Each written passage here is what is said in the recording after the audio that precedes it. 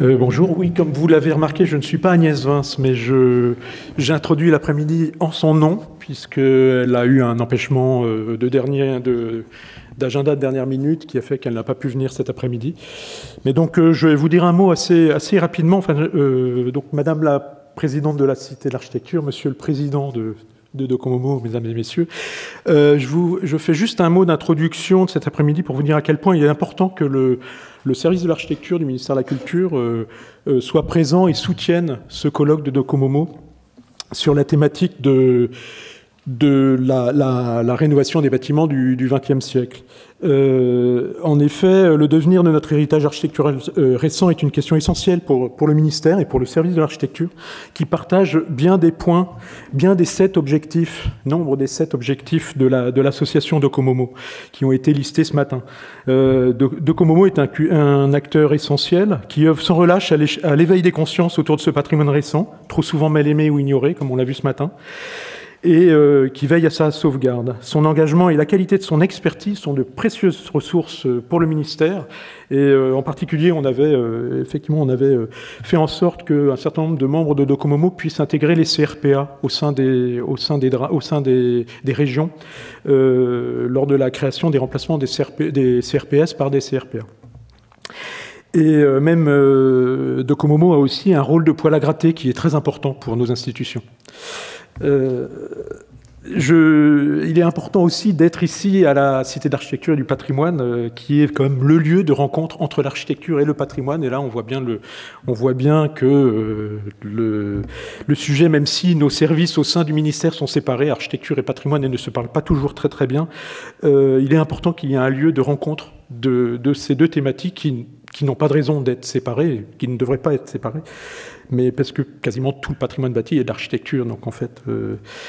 et ce lieu de la CAPA, comme on disait tout à l'heure, le vaisseau amiral de la CAPA, de toute une série d'actions en faveur de la médiation et de la sensibilisation à l'architecture, est un lieu absolument fondamental et extraordinaire, avec tout ce qu'il représente comme lieu de réflexion, de formation, de mémoire, avec un fonds d'archives absolument exceptionnel. Et donc il est important que ce genre de colloque ait lieu en partenariat avec la Cité d'Architecture. Pour le ministère, la reconnaissance et la mise en valeur de la production architecturale du XXe siècle constitue l'un des enjeux majeurs du service de l'architecture. Il y a près de 20 ans maintenant, le label Patrimoine du XXe siècle a été créé. C'était en 99, donc on va bientôt fêter ces 20 ans. Ça sera sans doute l'occasion de faire quelque chose d'ailleurs. Et à l'époque, le ministère a souhaité donner un signal fort à la reconnaissance de cet héritage face aux menaces auxquelles il était confronté, avec le vieillissement des bâtiments construits depuis la guerre, en particulier sur la période des 30 Glorieuses. Donc il y avait besoin vraiment de donner un signal fort et surtout de changer le regard sur ce patrimoine. Et la création du label, qui n'est pas un outil de protection, ça c'est important de le dire, c'est un outil de sensibilisation, c'est un outil pédagogique, c'est un outil de médiation, de support de médiation. Et en fait, la protection, il n'y a pas de protection au sens juridique du terme, comme une inscription MH, mais la protection se fait en second plan, en fait, un peu comme un billard à 3 bandes, c'est-à-dire par la sensibilisation, la reconnaissance, l'inversion du regard. La protection vient par ce travail de longue haleine sur la médiation, la sensibilisation, la formation, la sensibilisation à l'architecture de tout le monde, du grand public, et particulièrement des maîtres d'ouvrage et des décideurs. Donc, si ça n'est pas un outil de protection directe, c'est un outil de protection indirecte, finalement. Mais c'est important de faire cette séparation entre les deux, parce que c'est vraiment la grosse différence avec les autres outils du ministère, que sont les protections ou les SPR, les sites patrimoniaux remarquables. Donc depuis 3 ans, en fait, ce travail sur l'architecture du XXe siècle a pris une impulsion nouvelle au sein du service d'architecture, avec la stratégie nationale pour l'architecture, qui dans son axe A rappelle l'importance de ce travail, qui est un travail de longue haleine, donc qui est en cours, qui est appelé à se développer, qui est un travail de fond et de longue haleine, qui est le travail de confortement de la connaissance de ce patrimoine récent et d'accompagnement de ce patrimoine récent dans les mutations en cours, les mutations urbaines et de la ville en cours. Face aux défis des transitions en cours, des transitions écologiques, énergétiques, etc., le développement, la nécessité du développement de l'offre de logement. On voit aussi récemment, enfin, on s'intéresse depuis quelques années à la revitalisation des centres-villes, dans lesquels aussi le sujet architecture, particulièrement des années 50 d'après-guerre, est vraiment très prégnant. Donc offrir une seconde vie à ces édifices construits dans la période, essentiellement la période des Trente Glorieuses, est vraiment un enjeu d'avenir. Et donc le nouveau label, la loi pour la liberté de création, architecture et patrimoine, a créé un nouveau label architecture contemporaine remarquable, ACR, dont le nom est beaucoup moins parlant, mais qui succède au premier, mais a à peu près le même objectif, sauf une chose qui est assez importante, une différence assez importante dans ce nouveau label, c'est l'obligation d'informer, de la part des propriétaires, d'informer les services de l'État quand ils veulent entreprendre des travaux sur le bâtiment labellisé. Cette obligation d'information a comme objectif d'abord de créer une veille, d'obliger les services à veiller, à partir du moment où un bâtiment est labellisé, à veiller à ce qu'il n'évolue pas n'importe comment, parce que c'est bien gentil de le labelliser une fois, et puis de s'apercevoir 15 ans après qu'il a été modifié sans qu'on s'en aperçoive. Mais c'est l'obligation d'instauration d'une veille par les services, mais aussi un accompagnement par les services et un appui aux propriétaires et aux maîtres d'ouvrage pour que les travaux envisagés ne viennent pas dénaturer le bâtiment, ne viennent pas atteindre les critères, enfin ce qui a présidé à la labellisation, les raisons de la labellisation et la qualité du bâtiment d'origine.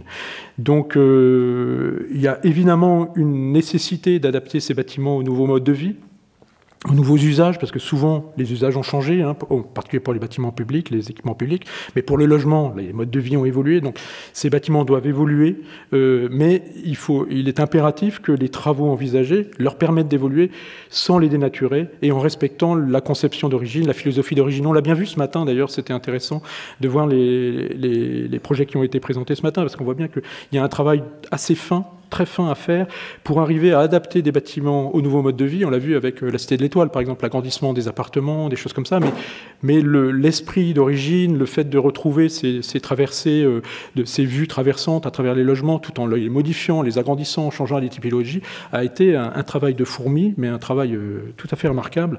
Et donc c'est vraiment cette idée, l'idée d'avoir un dialogue avec les services de l'État, avec l'ABF en particulier, parce que là, ça implique l'ABF dans ces cas-là, l'obligation pour un propriétaire lambda qui ne va pas forcément faire appel à un architecte ou d'avoir le conseil le plus avisé possible pour entreprendre les travaux sur le bâtiment labellisé.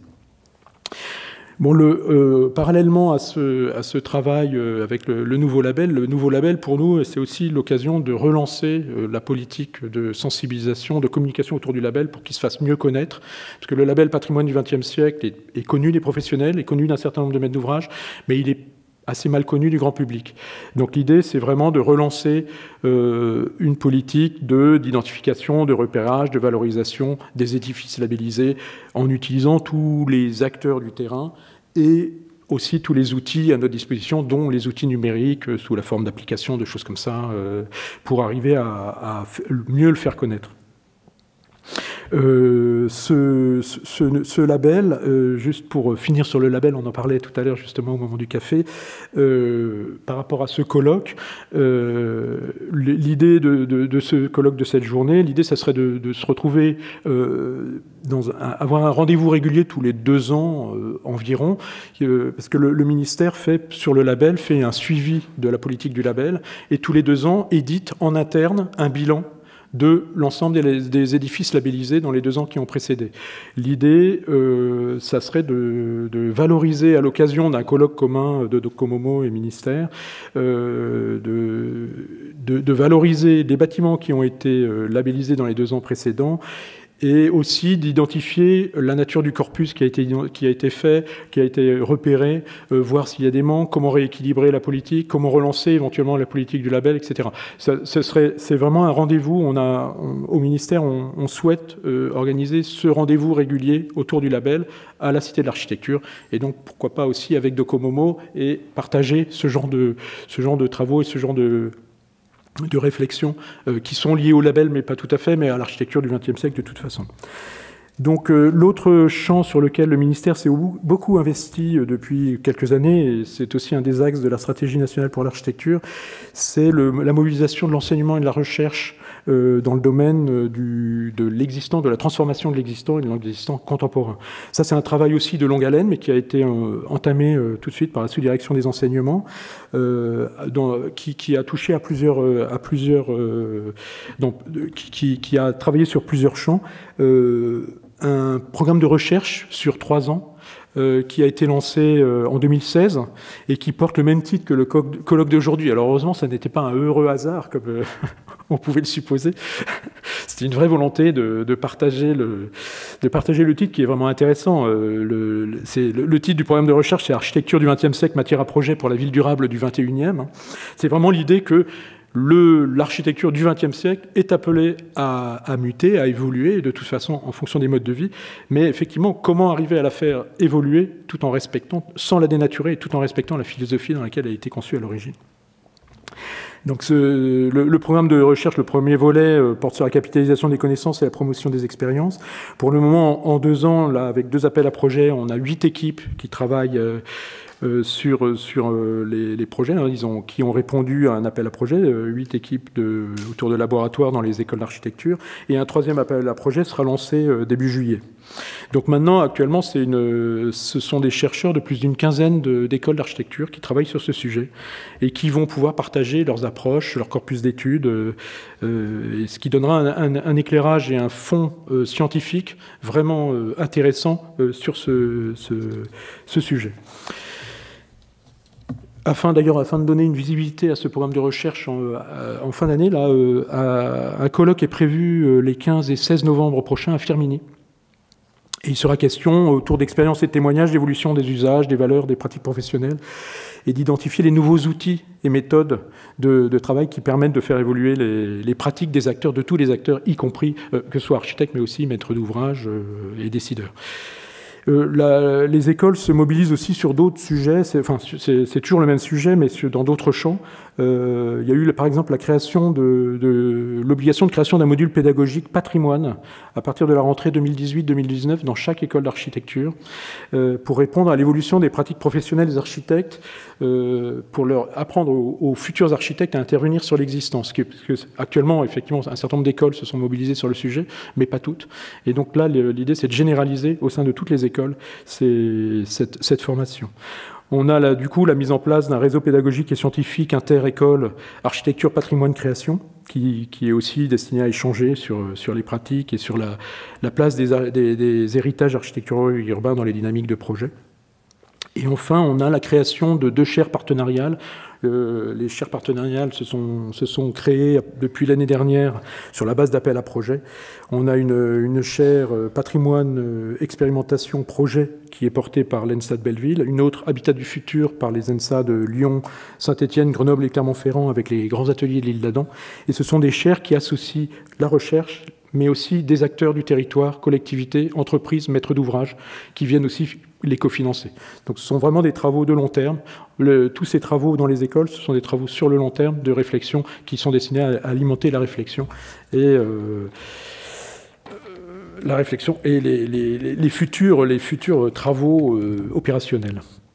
Donc voilà, école d'architecture, architectes, maîtres d'ouvrage, acteurs locaux, usagers, toutes ces compétences sont mobilisées pour faire de l'architecture du XXe siècle une matière à projet pour les territoires de demain. Je tiens donc à nouveau à saluer l'initiative des organisateurs du colloque sur cette question d'avenir, la Cité de l'Architecture pour son accueil, l'ensemble des intervenants pour la qualité de leur contribution, en particulier ce matin, c'était vraiment très, très intéressant. Et je vous souhaite une bonne après-midi riche en débats.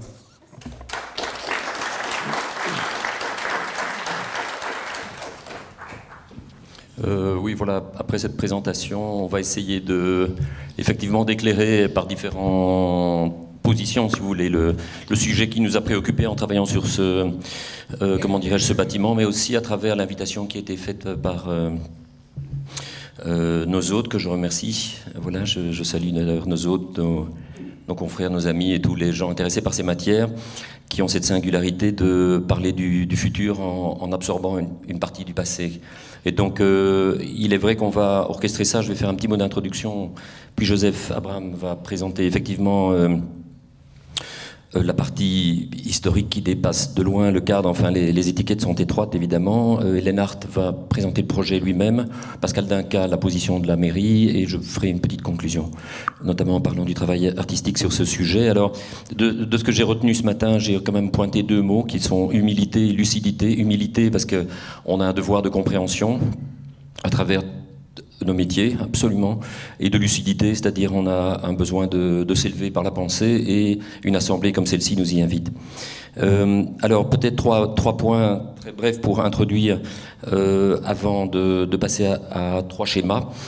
Introduire, c'est-à-dire quelle mairie, quel lieu, parce qu'elle a déjà rigolé. Ok, quelle mairie, quel lieu, quel projet. Alors quelle mairie? Il faut savoir que la mairie de Montataire fait partie de ce tissu qui représente tellement l'Europe aujourd'hui, c'est-à-dire c'est le bassin de Creil, c'est un bassin industriel complètement, comment dirais-je, pour lequel la déshérence est extrême, donc les situations sociales sont similaires là qu'ailleurs en Europe dans énormément de contrées. Donc on parle d'une universalité des contraintes post-industrielles et du néolibéralisme absolu qui frappe nos contrées à travers toute l'Europe. Alors, il se fait que cette mairie a ce site particulier, c'est qu'elle est jumelée avec non pas un village, mais un camp palestinien de Dayshade, créé près de Bethléem en 1949. Donc, quand on parle à Jean-Pierre Bossino, donc le maire d'école de musique, c'est le programme qu'on va vous présenter, il dit « Ah, mais j'en connais bien, c'est celui de Ramallah ». Voilà. Alors il nous a envoyé des photos de l'école de musique de Ramallah. Alors une mairie donc avec des particularités politiques. Une deuxième chose, quel lieu? Je vous ai déjà raconté l'histoire d'un lieu en déshérence au niveau du foncier, sauf que la mairie fait un acte absolument courageux et fort, qui est que pour faire de la politique, il faut faire du foncier. Donc comme tout un site a été vendu pas à une grande surface, on ne fait pas de publicité, qui s'appelle Leclerc, et donc il rachète au milieu de la surface un îlot.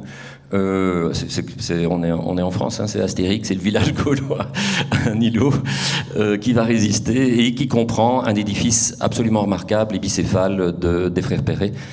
Bicéphale parce qu'ils sont construits à deux périodes, mais Hélène va s'étendre sur ce sujet. Alors, donc quel lieu c'est celui-là? Et la proximité entre un équipement public et un centre commercial a, à nos yeux, également une valeur politique, plutôt que de se retrouver dans le lieu du centre-ville, qui est, enfin, de l'agglomération. Là, tout d'un coup, il y a l'endroit le plus consumériste qui soit, et donc le plus de potentiel de visibilité. Troisième chose, quel projet? La mairie a disséminé une série d'activités autour de la musique à travers les décennies qui précèdent le projet qu'on fait. Et donc c'est rassemblé 4 programmes. Un programme d'une école de musique, un programme d'une fanfare, ça c'est très important les fanfares, un programme de lieu d'enregistrement, voilà, pour les plus jeunes, hein, de studio d'enregistrement. Voilà, il y a un souffleur à côté de moi, et une salle de spectacle de 400 places. Alors, rapidement, pour rentrer dans le sujet peut-être plus précis, et je cède la parole à Hélène, qui est celui de la thématique pour lequel vous nous offrez d'évoquer le sujet aujourd'hui. Donc, depuis, je dirais, 25 ans, tous les projets qu'on fait à l'atelier, il y a un historien. Donc il y en a une série, mais Joseph, c'est ça, bien sûr. Et donc j'en retire 2, parce que je ne vais pas égrener ça, c'est pas le sujet, mais j'en retire un qui est sur un sujet que vous appelez, vous, le pavillon qu'on appelle, nous, le clé sur porte, donc la vente sur catalogue, un bâtiment qui a 10 ans, on nous interpelle, on engage un historien. On considère que le patrimoine n'est pas la labellisation de l'État ou des administrations, mais une question d'histoire et de mémoire. Et donc c'est un géographe économique qui travaille sur ça, et il explique pourquoi on a créé le produit de vente qu'est la maison aujourd'hui. Et grâce à cette analyse, on ne va pas faire le même projet que si on n'avait pas entendu cette personne. Un deuxième exemple, c'est le musée des arts contemporains en Belgique, qui a été appelé le MAX, dans le site du Grand Ornu, où là j'ai lu 3500 pages pages consacrées au Grand Tournu, hein, qui est un lieu qui ressemble un peu, pour ceux qui ne le connaissent pas, à Arquesenant, donc plutôt les lieux liés aux utopies de la fin du XVIIIe. Et sur les 3500 pages, il y a 10% consacrés à l'architecture patrimoniale. Les 90 autres %, c'est l'histoire réelle, c'est-à-dire l'histoire économique, l'histoire politique, l'histoire sociale, l'histoire de la création du Parti ouvrier belge. Enfin, c'est la sédimentation réelle du site, c'est bien sûr les 90 %. Et de ce fait, je vous avais promis de dessiner 3 petits croquis. Il y en a un qui est celui-ci, qui est, si je dessine 2 cercles, les voici, ça c'est l'histoire des pierres. C'est d'ailleurs, ceci a découlé, ça sonne un peu, je crois, non? Ça va? Oui. Pardon? Noir, ce serait mieux. Noir.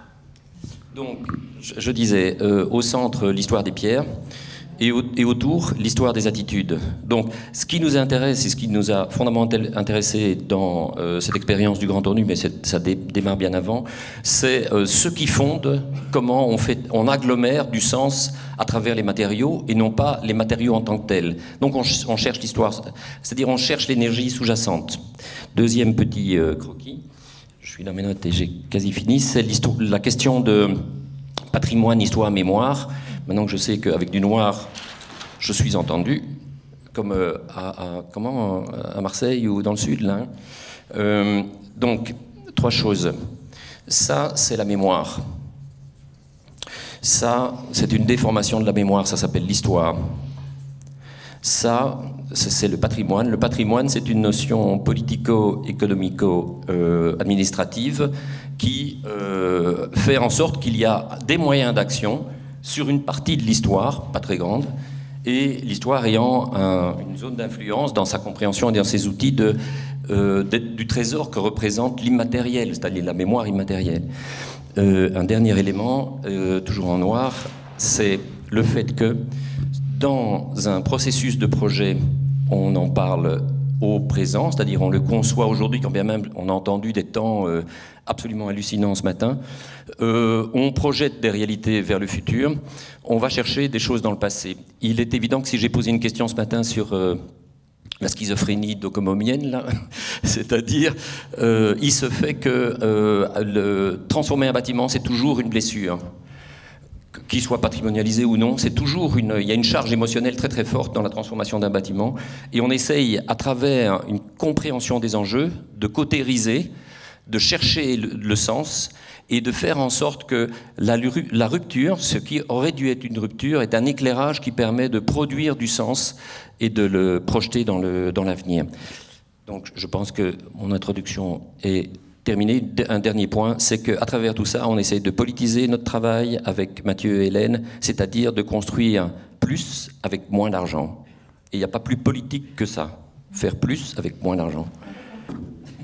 Je vais essayer de m'installer pour les commenter. Voilà, pour situer la halle Perret dans la trajectoire des architectes, j'ai simplement 2 planches, donc ça ne va pas être très long.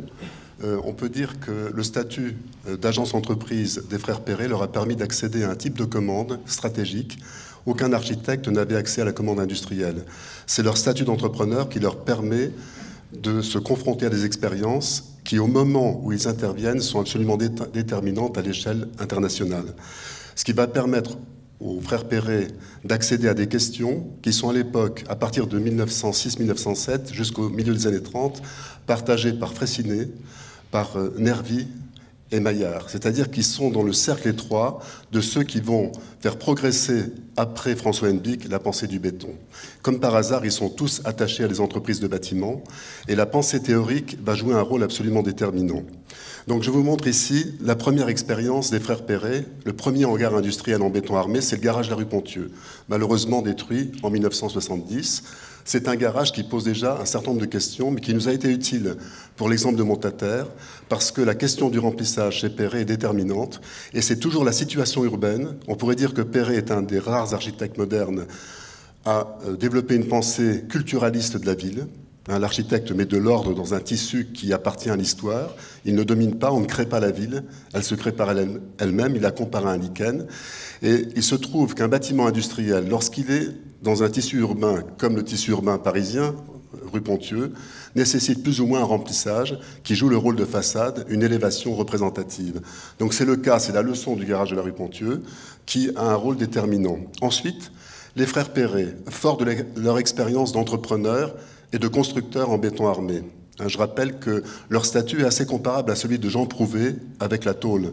C'est à peu près le même type de pensée, avec le même rapport à l'ingénierie, qui n'est pas exactement l'ingénierie telle qu'elle se constitue à travers les institutions et les écoles.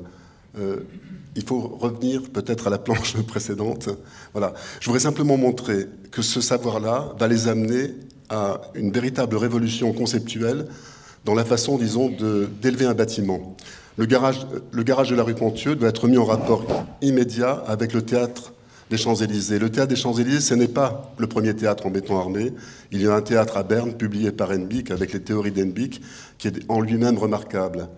Il y a aussi le théâtre dont on parle beaucoup actuellement, qui est le théâtre de Bar-le-Duc, qui est aussi antérieur à celui de Berne, qui date de l'année 1900, qui est en béton armé. Ce qui est important, c'est la référence que fait Perret au mode de pensée industrielle. Pour lui, le théâtre des Champs-Élysées, c'est une usine américaine, c'est-à-dire que c'est une superposition de planchers dans lesquels qu'il va évider topologiquement par un système de ponts que vous voyez ici, et ça va inverser le processus de construction. Ce que les architectes avaient dessiné comme une coupole devient un immense lustre suspendu aux poutraisons du plancher inférieur. Il y a véritablement, en fonction de la typologie, de la superposition de plancher, de la manufacture industrielle, une inversion du mode de pensée, disons, de la construction, mais aussi de l'architecture. L'architecture est récupérée spatialement dans une structure industrielle. J'aurais l'image suivante. Ici, je vous ai juste situé, dans l'image centrale, vous avez en fait l'objet, la halle de 1919 de Montaterre. Perret est arrivé à Montaterre par un concours de circonstances.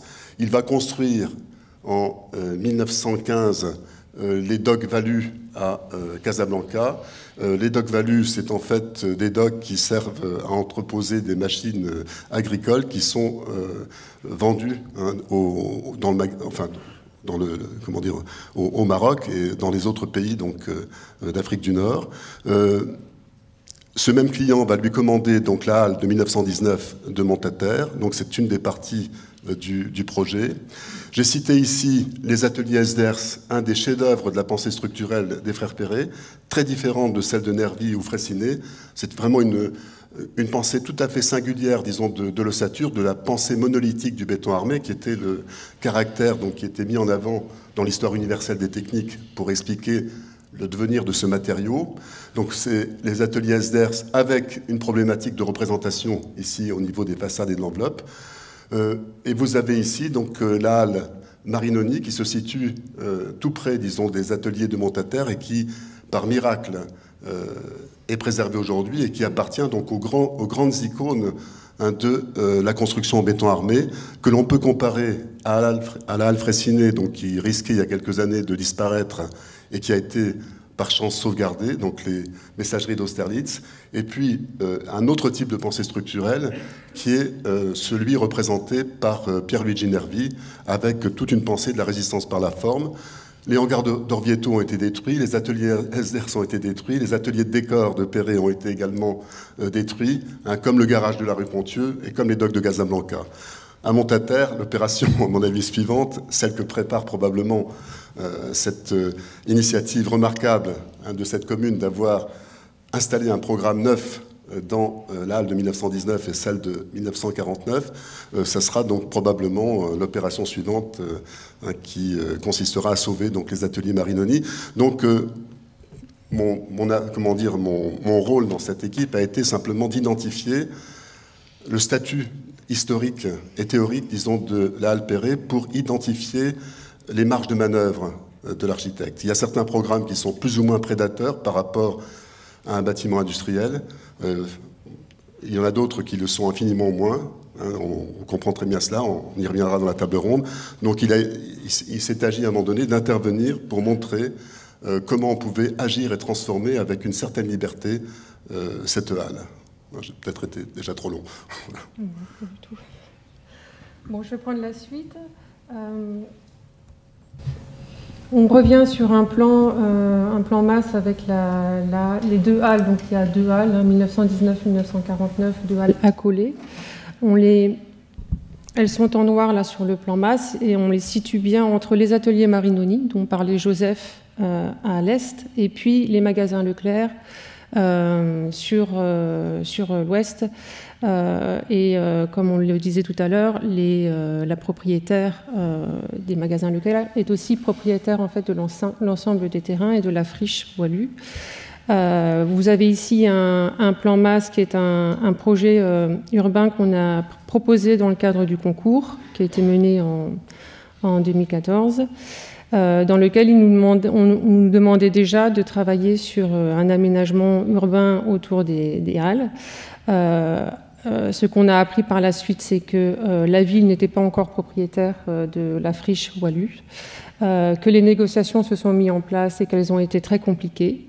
Et en conclusion, la ville a pu négocier donc, les halles, l'accès qui permet de relier la mairie de Montataire au futur pôle culturel, et puis un environnement alentour d'environ 5 mètres de large, plus une surface un peu plus importante pour la réalisation du théâtre de verdure.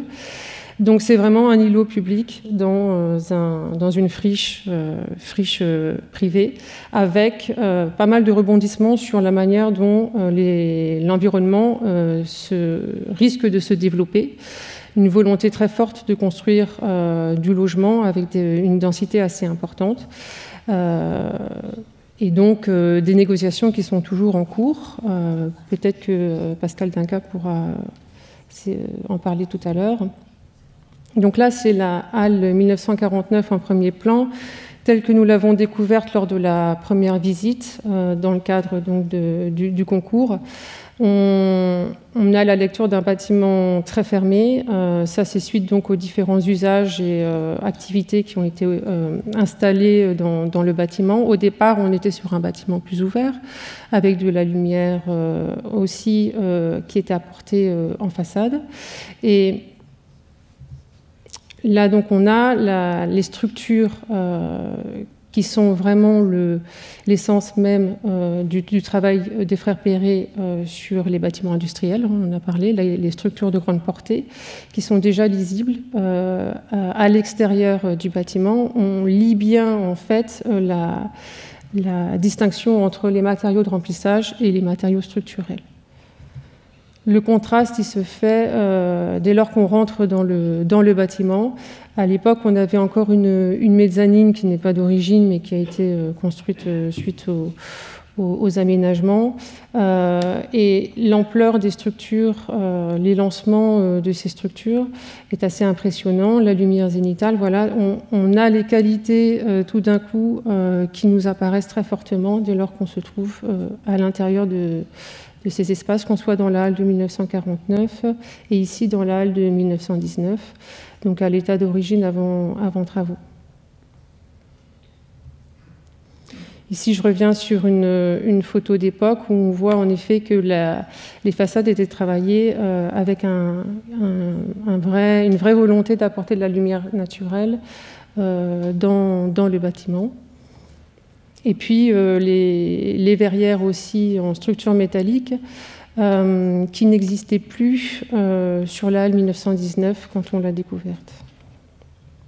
Donc comment travailler avec ces deux halles? On est parti donc du diagnostic et des échanges qui ont été menés avec Joseph.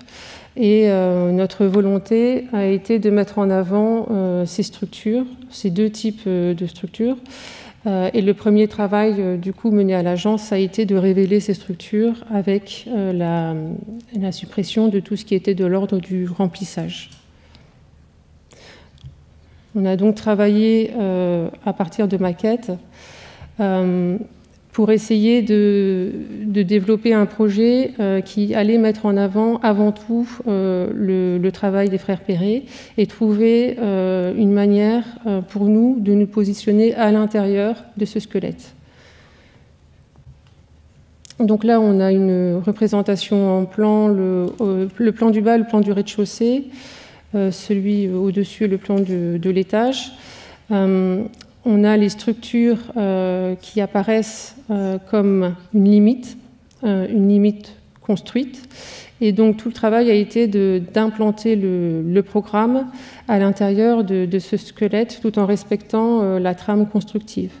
On a dans le programme qui nous était donné un hall commun qui est un espace central partagé à la fois par la salle de diffusion que vous voyez à droite et l'école de musique placée à gauche de ce hall. Ce hall, c'est le grand espace vide qui est à peu près au milieu, qu'on a positionné à cheval entre la halle de 1919 et la halle de 1949. C'était un espace aussi qui était en termes de contraintes d'aménagement le moins contraignant, on va dire. Donc il nous permettait de libérer tout ce qui était habillage d'ordre acoustique et d'avoir une vraie visibilité des structures et des voûtes béton qui du coup dans ce hall central était mis en évidence de manière très simple. On voit aussi sur le plan les zones grisées. Ce sont des espaces que l'on a volontairement libérés de la partie neuve. Ce sont des espaces déambulatoires extérieurs, à couvert, qui permettent de circuler, d'accéder à certains programmes de manière indépendante sans emprunter le hall central et qui forment des préaux qui sont comme des extensions des espaces intérieurs vers l'extérieur. Donc on a une limite aussi qui est très forte, qui est dessinée par ces structures existantes. Elles permettent, ces espaces à couvert permettent aussi, puisqu'on est sud et ouest, à protéger les façades qui sont les plus ensoleillées d'un risque de surchauffe. Donc il y avait aussi une intention par rapport à la thermique du bâtiment et la partie au nord qui est adossée à la salle de diffusion, celle-ci est mise en relation avec le théâtre de verdure qui se trouve en face. Au niveau du découpage, on a un rez-de-chaussée dans lequel s'installent les salles de pratique individuelles et puis ensuite deux grands volumes pour les salles de pratique collective et salles de danse. À l'extrémité ouest, les studios Montleçon qui s'ouvrent sur le Grand Préau. En fait, sur ces parties grisées, ce qui est intéressant, c'est que c'est en tout cas une zone la plus forte où l'exosquelette chez Perret est le plus visible, puisque dépourvu de tout ce qui est dispositif acoustique, thermique, etc. Et ce qu'on voit aussi, c'est qu'on a à un moment donné subi une contrainte qui était de devoir relever le bâtiment de 20 cm par rapport à la zone PPRI. Et on a utilisé ce dispositif pour créer un socle. Et en fait, ce que vous voyez, ce qu'on voit ici sur la maquette, et ce que l'on va peut-être voir après sur les photos, c'est que du coup, ce socle se met toujours en retrait également de la structure. Et il est systématiquement, que ce soit les dispositifs de rampe ou les dispositifs de marche, à chaque fois, il contourne tous les éléments de structure conservés. Donc je continue sur la méthode aussi du travail en maquette qui était vraiment primordial pour nous parce que c'est une manière de rentrer aussi dans ces espaces capables qui sont formés par les voûtes, par les structures arc-boutées qu'on a vues dans la halle 1919 et trouver donc le moyen d'implanter le programme aussi dans la hauteur et de trouver une relation du public avec la structure, mais jusqu'aux voûtes. Alors ça nous semblait important d'avoir des volumes en double hauteur et d'avoir aussi des perspectives sur ces doubles hauteurs. Donc sur les deux grandes salles, il y a un travail qui s'est opéré avec une mezzanine et un volume complet. Là, on est dans la même maquette, mais que l'on a réalisée avec des traits de coupe pour pouvoir justement voir précisément l'inscription des structures et du projet au sein de ces structures. On est dans le hall commun, on voit l'escalier qui monte vers la mezzanine et on voit aussi ces deux structures, celle de 1919, celle de 1949. La voûte, c'est le seul endroit où on a pu conserver la voûte béton, à part sur les espaces extérieurs, et la verrière. Donc la maquette qui montre comment le projet s'implante dans la structure existante. Et puis ces volumes des deux grandes salles, le volume du hall et la salle de diffusion sur la gauche qui, elle, sera construite, on l'espère, dans une seconde phase de travaux. Les élévations qui montrent comment les structures viennent en premier plan, et puis une intention première qui était d'avoir une continuité de matérialité entre la couverture et les façades. Là, on était sur un dispositif d'étanchéité avec une mise en œuvre verticale que l'on n'a pas réussi à faire ici, en France, je veux dire. On est arrivé à d'autres solutions qui fonctionnent aussi très bien. Mais voilà, c'était l'esprit d'avoir un matériau unique en couverture et bardage.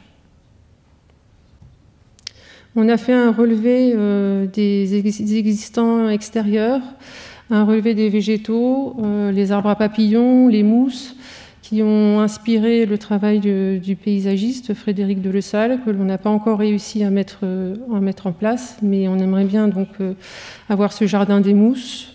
On a aussi fait un relevé des matériaux qui pouvaient être récupérés dans le cadre du projet. Donc il y a des dalles en fonte qui vont être réemployées pour les travaux du paysagiste. Et puis tous les gravats des façades ont été réemployés pour le montage du théâtre de verdure. On est sur des photos de chantier. Donc là, on a démoli tout ce qui était remplissage. La phase suivante, c'est le sablage, un sablage total des bétons, puis le traitement de la carbonatation, la passivation des aciers, et puis les reprises des bétons, soit au mortier, soit au béton banché. C'est vrai que dans certains cas, on avait les fers qui étaient complètement saillants, sans plus aucun enrobage. Donc il a fallu reconstituer par endroits certains éléments verticaux ou tirants structurels. Ici, on est sur un montage un peu plus avancé chantier où on voit que la dalle, en effet, a été mise en place. Donc PPRI oblige, on est à plus 40 par rapport au niveau extérieur. On est là sur la dalle intérieure et puis ce traitement, on l'a reproduit à l'extérieur avec les bétons désactivés qui viennent renforcer cette différence de niveau entre le sol existant et la halle, les halles. Donc c'est une dalle sur pieux. Tout ce qui est construit à l'intérieur du bâtiment est totalement indépendant de l'existant. Pour des questions structurelles, bien évidemment. Là, on voit très bien les lancements des poutres arc-boutées. Il a fallu renforcer quand même les structures existantes.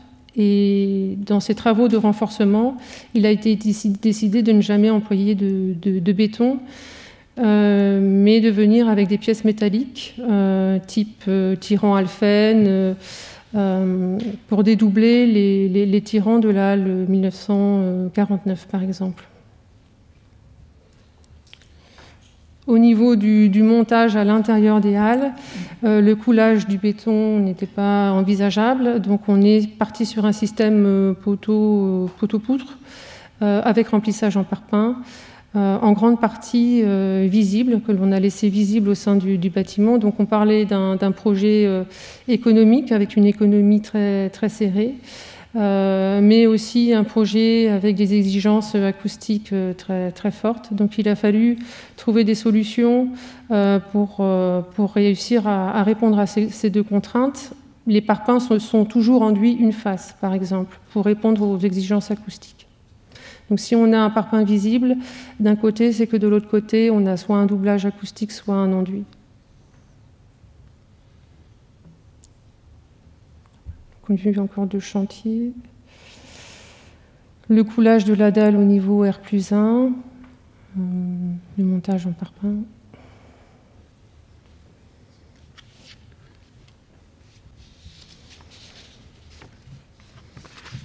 Et là, donc, on est sur les des photographies du projet livré, avec cette allée donc, qui mène depuis la rue Ambroise-Croizat vers le pôle culturel, qui permet de relier le pôle à la mairie de Montataire, et la partie centrale très vitrée qui représente le hall. Sur la gauche, le théâtre de verdure avec la partie 1949 à couvert, et sur la droite, l'ensemble des salles de pratique individuelles en façade nord. Et donc vous voyez sur la gauche la partie qui n'est pas transformée, qui est la salle de diffusion, qui est encore en polycarbonate. Et donc le système de verrière qui a été réalisé juste au-dessus du hall et qui normalement à terme devrait être déployé sur la salle, puisque pour des questions économiques, quand on disait que c'était un projet qui a subi, je dirais, de la phase concours jusqu'à dernièrement toutes les contraintes économiques possibles et imaginables, ça en est une des conséquences, c'est-à-dire qu'aujourd'hui la ville n'a pas pu achever cette salle, non pas parce qu'on avait eu des ambitions excessives sur l'architecture, vous le voyez d'ailleurs, vous voyez aussi que c'est un bâtiment entièrement en enduit, en parpaing, et c'était toute une problématique de comment aussi on répond à la demande de la maîtrise d'ouvrage de sortir ce bâtiment en magnifiant des matériaux qui à la base sont quand même des matériaux très très pauvres entre le parpaing à l'intérieur et l'enduit à l'extérieur.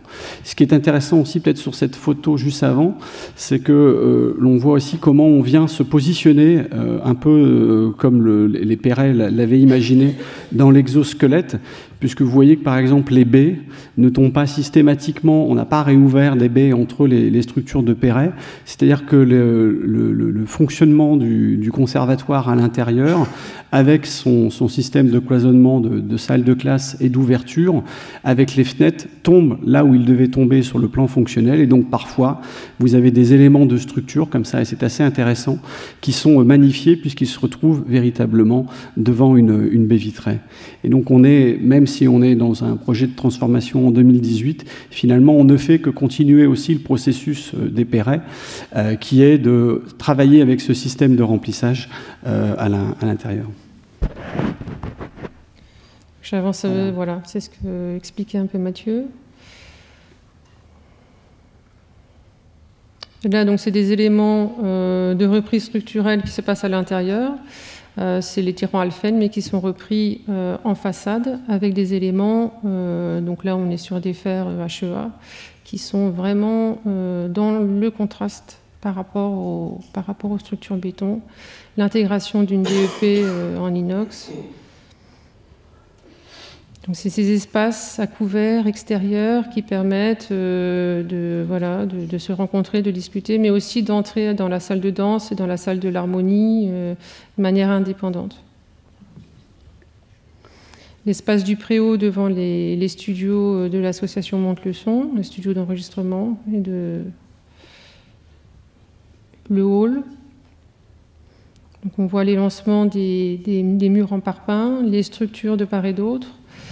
Et puis l'aménagement intérieur avec des matériaux bruts, naturels. On est sur du contreplaqué, de la fibre de bois pour traiter les questions acoustiques.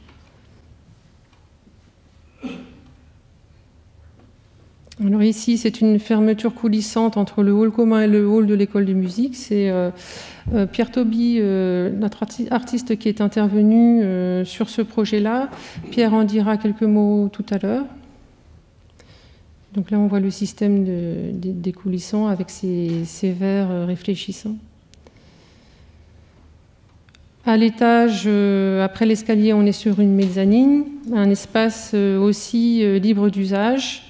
Et la circulation qui se situe derrière nous se fait vraiment sous ces poteaux arc-boutés. C'est ce qu'on voit ici.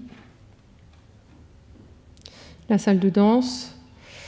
Donc la voûte ici, il fallait absolument la traiter acoustiquement pour éviter d'avoir des éléments suspendus ou cassés sa géométrie. On a opté pour un flocage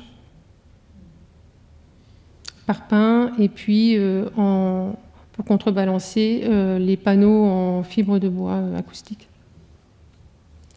Une petite salle de pratique individuelle avec un travail sur l'alternance des parpaings dans un but aussi acoustique. On a travaillé avec le bureau d'études CAL, qui a été très performant sur la question des espaces intérieurs et du confort acoustique intérieur. Je vais laisser la parole à Pascal Dinca. Oui, donc, il m'a été demandé de vous donner un petit peu la position de l'élu par rapport à ce projet qui est quand même un projet assez grandiose pour une ville comme la nôtre. Montataire, pour vous rappeler, c'est une ville de 13 400 habitants qui se situe à peu près à 50 km de Paris, au nord de Paris, dans un bassin craillois qui est un ancien bassin ouvrier, donc très attaché au patrimoine industriel. Nous sommes une ville un petit peu non résignée à ce qui peut se passer, et on a toujours envie d'avancer malgré les problématiques que l'on peut avoir dans la commune. Il faut savoir aussi que nous faisons partie des 100 communes les moins riches, donc les plus pauvres en France. Donc c'était quand même un projet assez ambitieux. Projet, si je reviens un petit peu en arrière, c'est un projet qui date d'une vingtaine d'années. Alors, au fur et à mesure des mandats, il y a eu plusieurs possibilités, et l'avant-dernière possibilité, c'était de concentrer donc l'école de musique, l'harmonie municipale, l'atelier Montleçon sur l'ancien presbytère. La ville se situe en deux parties, une partie basse, ancienne ville, et une ville un peu plus moderne sur la partie haute. Et au vu des habitants, des utilisateurs de l'association musicale, ce lieu n'était pas le plus adapté, isolé, donc question de sécurité pour les enfants et tout. Et donc, le projet a traîné, et en plus le presbytère était quand même en très très mauvais état, qui est aujourd'hui en cours de réhabilitation. Ça va prendre du temps, parce qu'on a fait une école, un chantier école, avec le musée avec les carrières de pierre de Saint-Maximin, et donc on a un chantier école qui travaille là-dessus. Et donc, suite à un inventaire qui a été demandé à Clarisse Lorieux par le bassin craillois, par l'agglomération crailloise, sur l'inventaire du patrimoine industriel du bassin craillois, est ressorti cette fameuse halle Perret. Et bien entendu, ça a tout de suite été le lieu prédestiné à cette école de musique. Et là commencent quand même les ennuis, et je vous parle en tant qu'élu, et non pas en tant qu'architecte. C'est pour mon travail, je n'y connais pas grand-chose. En fait, on est assisté pour ça par nos architectes qui ont fait un très bon travail. Mais la position de l'élu de ce mandat, enfin des élus de ce mandat et des élus du mandat précédent, puisque ça a été un peu sur les deux mandats. Le mandat précédent a été trouver le site, et la première problématique, c'est déjà de faire adhérer les élus à ce projet, puisque, je vous ai dit, on est une commune pauvre, et engager un projet qui dépasse les 5 millions d'euros, c'est pas une mince affaire. Donc convaincre déjà les élus, convaincre les utilisateurs des bâtiments municipaux du moment, et le but c'était aussi de délocaliser cette fameuse école de musique, puisqu'elle occupait des locaux scolaires. Et donc, on avait besoin, avec la démographie, d'avoir des nouvelles classes. Et d'ailleurs, aujourd'hui, ce qui s'est mis en place avec cette nouvelle école nous repose d'autres problèmes, puisqu'avec la démultiplication dans les primaires, on se retrouve encore dans une autre problématique. Mais il était plus facile pour nous de demander des subventions pour une école de musique, ce qui est un peu un non-sens, que pour une école scolaire. On a davantage de subventions. Et donc, sur un projet comme ceci, nous avons été subventionnés à hauteur d'environ 70%, donc l'État, la région, le département et les fonds européens. Et nos équipes municipales, les techniciens, ont vraiment œuvré pour avoir cette subvention. La problématique, c'est d'obtenir ce bâtiment, qui est donc sur une friche industrielle, qui se situe sur deux communes, Tiverny et Montataire, avec des projets différents et un propriétaire pas facile en affaires, je dirais. Et donc les négociations sont quand même difficiles. Et on a tout un tas d'instances qui viennent aussi nous compliquer un peu la vie. Et je parle toujours en tant qu'élu, c'est quand même un sujet un peu angoissant. Je vais citer quand même l'ABF sans vouloir vexer qui que ce soit s'il y a des gens de l'ABF, il y en avait ce matin dans la salle. Mais de la vue d'un élu, il y a des discussions interminables, et je me souviens de ces discussions interminables sur des sujets qui nous paraissent pour nous élus mineurs font retarder des chantiers et pour nous c'est très compliqué parce que derrière on a un engagement politique vis-à-vis de la population parce qu'on a engagé de l'argent public pour réaliser cette opération. Et il faut arriver à répondre aux attentes des habitants, aux attentes du directeur de l'école de musique, de l'harmonie municipale, de toutes les personnes qui sont investies, impliquées dans ce projet, en leur disant ben non, ça démarre pas parce que y a tel problème, ça démarre pas parce qu'il y a tel problème. Pour des choses qui pour nous paraissent mineures, hein, certainement, et je ne critique pas non seulement les ABF parce qu'on a vraiment besoin d'eux, on a beaucoup de demandes et ils interviennent sur des sites très importants. Mais pour nous élus, ça nous complique la vie. Et puis bon, le relationnel avec le propriétaire du site et aussi avec la commune d'à côté qui n'ont pas du tout les mêmes enjeux, qui eux veulent utiliser le terrain par exemple pour faire du logement. La propriétaire qui souhaite faire du logement est densifiée un maximum, et densifiée même autour de la Alpéret, hein, puisqu'il y a des terrains qui ne nous appartiennent pas encore, et donc ce n'est pas encore terminé pour nous. On est toujours en négociation pour acquérir les terrains, au moins pour l'entrée, puisque des aménagements qui auraient dû être faits sur la commune voisine nous permettaient des accès sur cette Alpéret, et du coup il a fallu modifier un petit peu, les plans pour qu'on puisse l'utiliser rapidement. Donc, c'est un très beau projet. On arrive au bout de la première phase, puisque il nous reste la salle de diffusion à faire. Lors de l'inauguration, dont la photo est présente, était présent le conseiller du territoire, la présidente du département, monsieur le sous-préfet, enfin. Toutes les personnes qui étaient présentes ont valorisé, ont été très très agréablement surpris du travail réalisé et nous engagent à demander les subventions pour qu'on puisse continuer cette deuxième phase, la scénographie, que nous envisagions plutôt sur le mandat prochain. Bon, on n'a pas encore vraiment discuté, il faut qu'on voie un petit peu si on peut faire accélérer les choses. Mais disons que du côté de l'élu, c'est pas une partie facile. Voilà. Voilà un petit peu ce que je voulais dire sur ce sujet.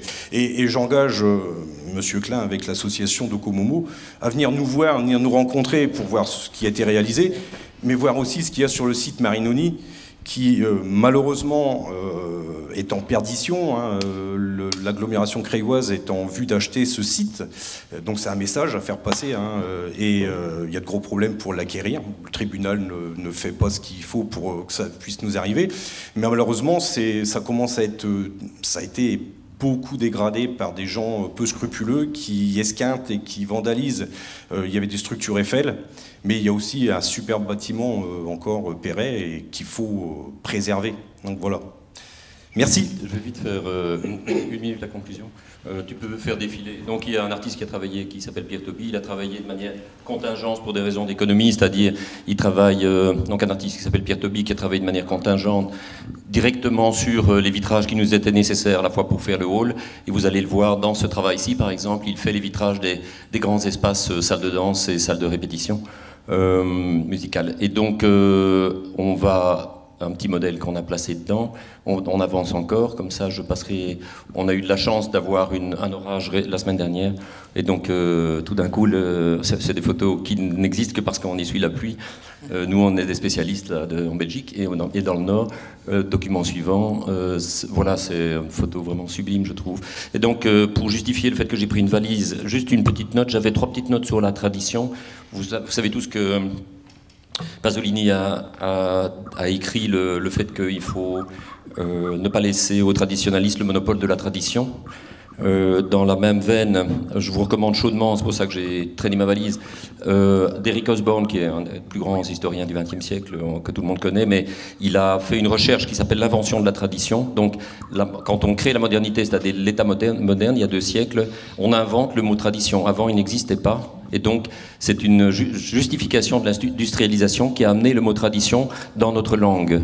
Dans la même veine, je vous recommande chaudement aussi un autre ouvrage, toujours pour faire progresser les débats de cet après-midi, qui s'appelle Contre les racines, écrit par un philologue italien qui s'appelle Bettini, Maurizio Bettini, qui dit et tradition et identité, autant des mots portés dans toutes les communautés aujourd'hui au bénéfice de conflits majeurs. et sans doute d'un grignotage quotidien de la question de l'européanité, des fondements de l'Europe. Et donc il dit identité, si je vous en donne, vous ne savez pas le prendre en main. Tradition, même chose. Et il repère que le mot racine sert, sur le plan métaphorique, à justifier tous les discours de droite. Alors aussi, et non des moindres, je me suis autorisé de prendre avec moi, vous savez peut-être que à la fois on est architecte, mais à la fois on est éditeur, donc on a une maison d'édition en interne à l'atelier d'architecture. On a sorti, il y a une collection qui s'appelle Do Historique. Celui-là raconte 13 années de littérature engagée dans l'entre-deux-guerres. Donc on a retrouvé en noir, c'est un facsimilé d'une revue d'architecture très progressiste de l'entre-deux-guerres. Et le livre qu'on a sorti pour la Biennale de Venise il y a 15 jours s'appelle Lifting the Curtain, lever de rideau. C'est donc le développement des réseaux d'architecture au Centre-Europe dans les 100 dernières années. Ça, c'était côté littérature. Un dernier mot et j'ai fini. Je lis un petit texte de Jürgen Gertz. Alors Jürgen Gertz est un formidable plasticien allemand, et il écrit ceci, surtout si j'ai des lunettes, il écrit ceci: on peut transformer le passé tout entier en monument. Le monument, bien qu'il soit dû à la mémoire, la tue. L'interdiction de toucher devient l'interdiction d'y penser. Voilà, c'était le message qu'on voulait faire passer auprès de vous aujourd'hui. Merci Pierre.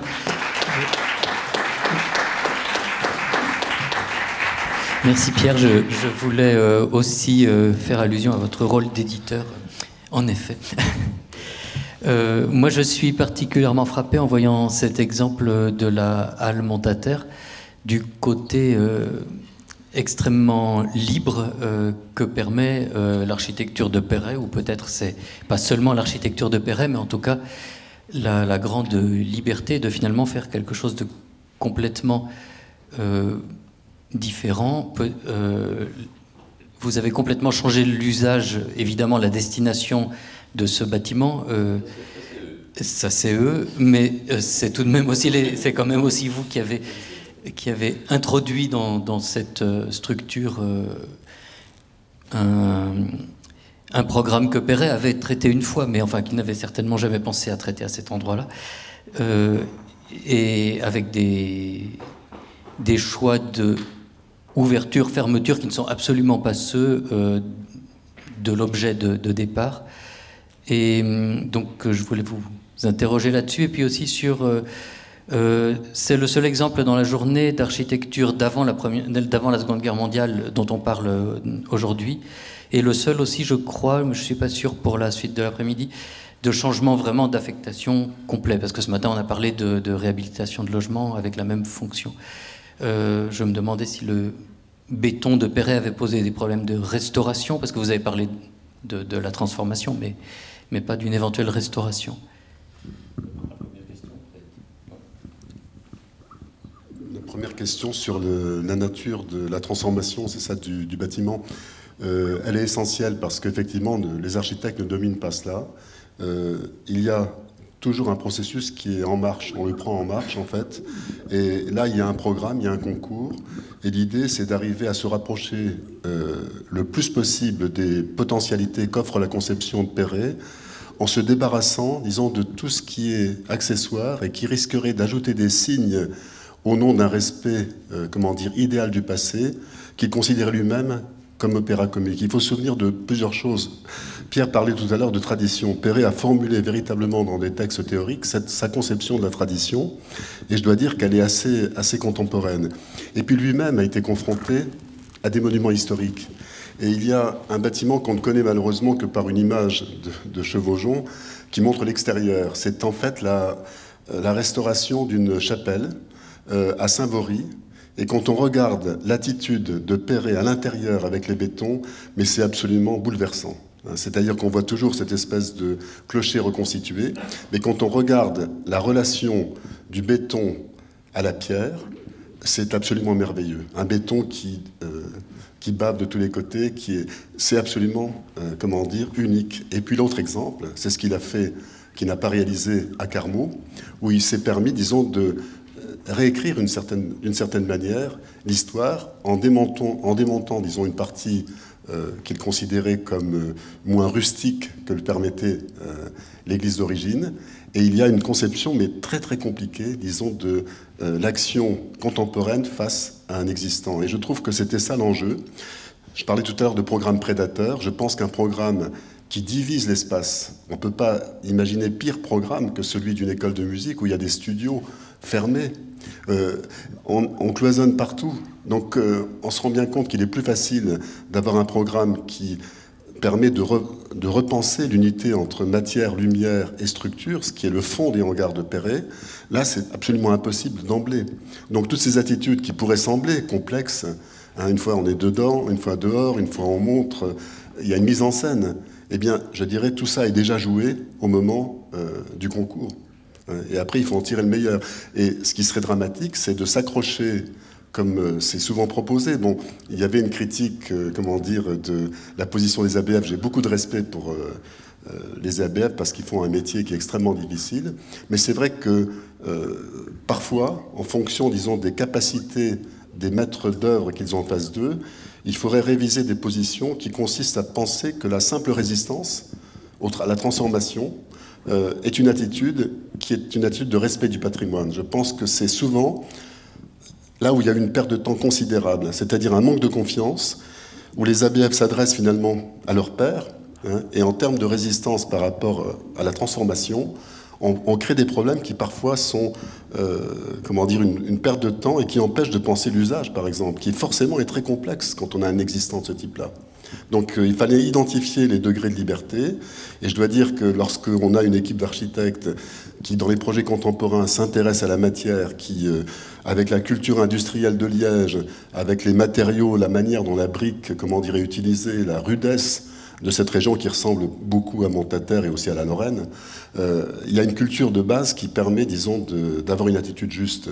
Et là, je dois dire que c'est très très complexe de traiter un programme de ce type-là dans une ossature de ce type. Voilà, la mise en scène pourrait paraître, comment dire, quelque chose de maniériste forcément, puisque par rapport à l'immédiateté de la structure et de la spatialité d'une structure, là en l'occurrence, je pense que ça c'est resté, disons, à un niveau très élevé. Les débats, comment dire, ont été très élevés. L'accompagnement de la ville, moi, je trouve aussi très émouvant qu'une ville qui n'a pas de moyens, tout d'un coup, prenne en charge l'histoire universelle de l'architecture, parce que c'est ce qui se produit. Et ça prépare l'opération suivante. C'est ça qui est vraiment, à mon avis, un enjeu considérable. Oui.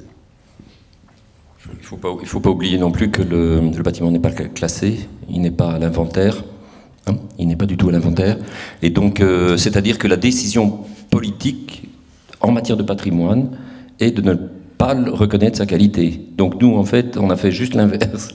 On a dit, ça fait un sacré patrimoine. Sinon, sur structure, moi j'avais 3 mots. Donc structure, fragilité, informatique. Structure, c'est plus on essaye, l'enseignement qu'on en tire, parce qu'il faut tirer des enseignements de ce qu'on fait, c'est que plus on parvient à mettre en place des structures libres, plus on offre des possibilités au futur. Deuxième chose, fragilité. Il se fait que le bâtiment a des, Joseph de le dire puisqu'il est allé le voir cette semaine, a des structures très fragiles, potentiellement très fragiles dans la halle de 19. Bon, elle a subi aussi des bombardements et a résisté, hein, mais ça s'exprime comme avec des élancements et des fragilités, et les fragilités sont d'une force émotionnelle impressionnante. La troisième chose, c'est informatique. Les programmes informatiques ont totalement résisté à ce bâtiment, c'est-à-dire ce bâtiment n'existait pas, devait tomber, enfin rien de rentrer dans la machine. Pourquoi ? Parce qu'il a fait des systèmes de diaphragme courbés, et ça, l'informatique ne l'accepte pas, des diaphragmes courbés qui tombent sur des encastrements.